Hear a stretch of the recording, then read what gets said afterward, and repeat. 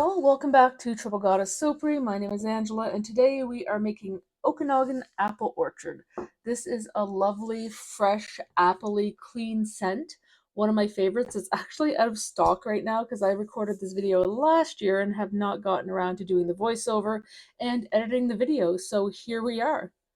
I'm just starting off with mixing my micas with a little bit of oil from my batter there that you can see on the right.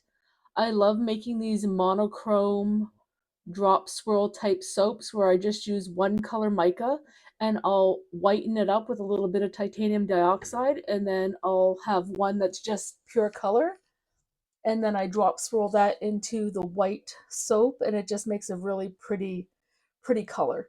So I'm using fresh green mica from Windy Point Soaps, and I just added a little green chromium oxide that is from Voyager, I think, just to darken it up a little bit.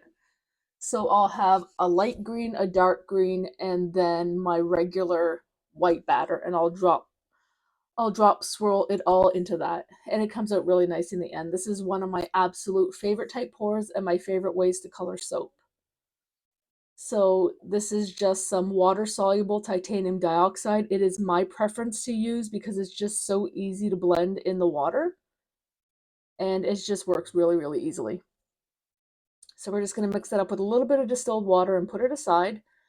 My fragrance is Honeycrisp Apple from Windy Point Soaps. It smells lovely. I love using this in shampoo and conditioner especially. Okay. And in the bowl we have my proprietary blend of oils and butters. You can find that over on Patreon if you want to know what my formula is. And then I also have kaolin clay and goat milk powder in there as well, which I put in almost every single one of my soaps. We're just going to blend that up really well and get all of that not hydrated because there's no water in the bucket. You can't have hydration without water, but I'm just getting that all blended up really well before I put in the sodium hydroxide solution. That way I can be assured that there are no lumps and bumps or anything like that in my final product, and it's all blended well. So we're going to just put in our danger water now very carefully. Make sure we get it all out of the bucket, and then we're going to blend it up to emulsion and then pour. Now, if you're interested in the history of the Okanagan, you can definitely look that up online. The Okanagan is very much well known for its fruit production, and some of our best fruit that we have in BC comes from the Okanagan. You can see here as I'm stirring and blending that you can see the oil streaks on top of the liquid there. And we're just going to keep blending, and then here I'm checking to see if there's any separation, making sure everything is emulsified nice and well at a light trace. And then we're going to pour off our colors. And you really don't need to pour off a huge amount for your colors because you really want the stripes and the patterns to be very, you want them to be distinct. You want to see the color differences. And if you pour off too much color, you're just going to end up with everything being muddled and not really seeing all of the differences. So we're just going to blend this up with a stick blender just to make sure everything is well combined. It really is important to use your stick blender. I know a lot of people will hand blend the colorants in there, but I find if I want to get a really nice, smooth, finished product and not have to worry about any streaking or, just bits of color that weren't blended properly, mechanically blending it in, especially your titanium dioxide, is very, very important.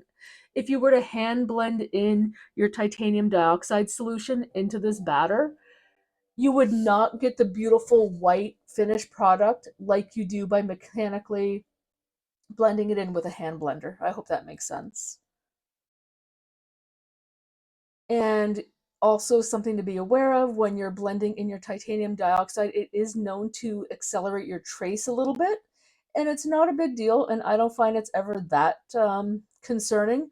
It's just something to be aware of that you really need to, be aware that your white will thicken up faster in general than the rest of your soap batter.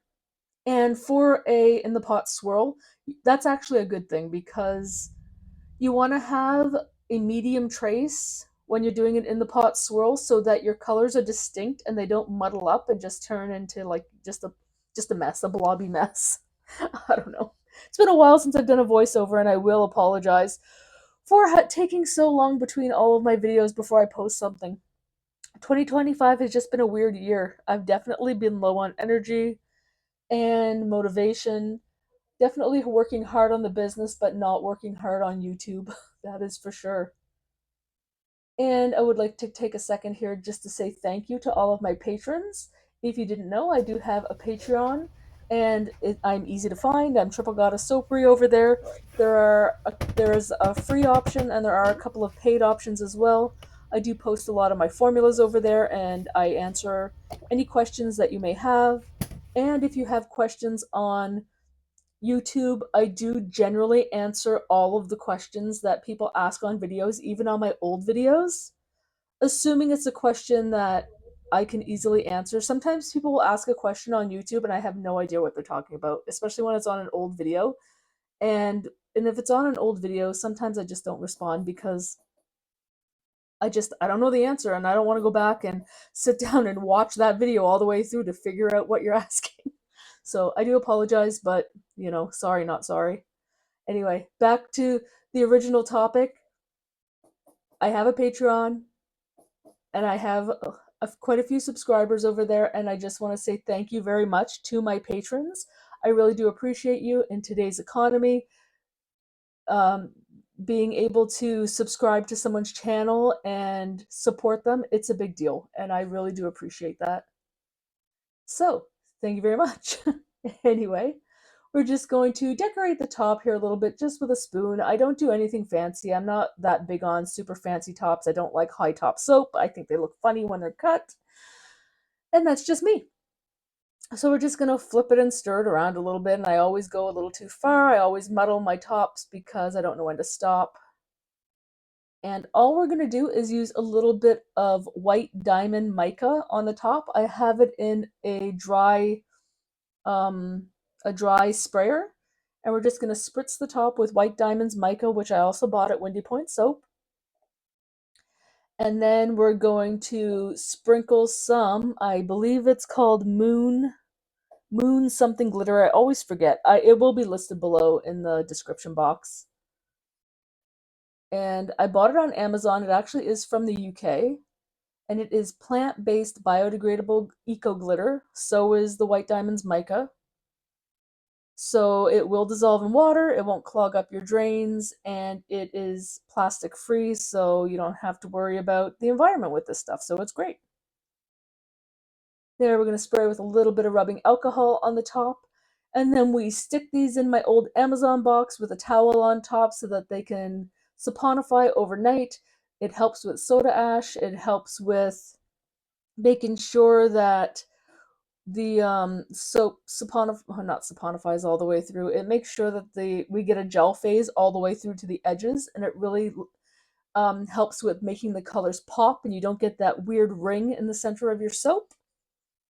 And with the magic of television, here we are now with the cut, and we've got some super beautiful swirls there. It almost looks like wavy ocean, nice and delicate. Definitely my favorite type of swirl. And you can see how you can definitely see the different shades of green in there. I really like it. My favorite swirl for sure. While every single one of my soaps are not done with an in the pot swirl, most of them are now because I feel like it's kind of my signature thing. And I like it. And the tops are nice and glittery and pretty and shiny. The white diamonds mica just gives a really nice sheen to the top. And also too, like, if you can dry spray any kind of mica on the top of your soap, it just gives it a beautiful shine. Like, it's hard to explain. Well, you'll see in some of my soap videos that I use other color micas, and it does give just a beautiful shine to the tops of the soaps. Makes it look really iridescent, I guess is what I'm getting at. All right, if you have made it this far, I just want to say thank you so much for watching. I really do appreciate you. Please consider hitting the like and subscribe button. It is a free way to support your favorite creators, and it lets YouTube know that you enjoy the video and to push the video out to other people just like you. I will be back again hopefully soon with another soap making video. I plan to edit a bunch of videos that I just have saved so that I can queue them up and you're not waiting for a month at a time before a new video pops up. So yeah, after this, I stamped all the soaps up, boxed them up, and put them on the website. And like I said, this is out of stock, but I do plan on restocking it this year. So keep an eye on the website. There's some pictures here at the end, and thank you again so much for watching. I will see you soon.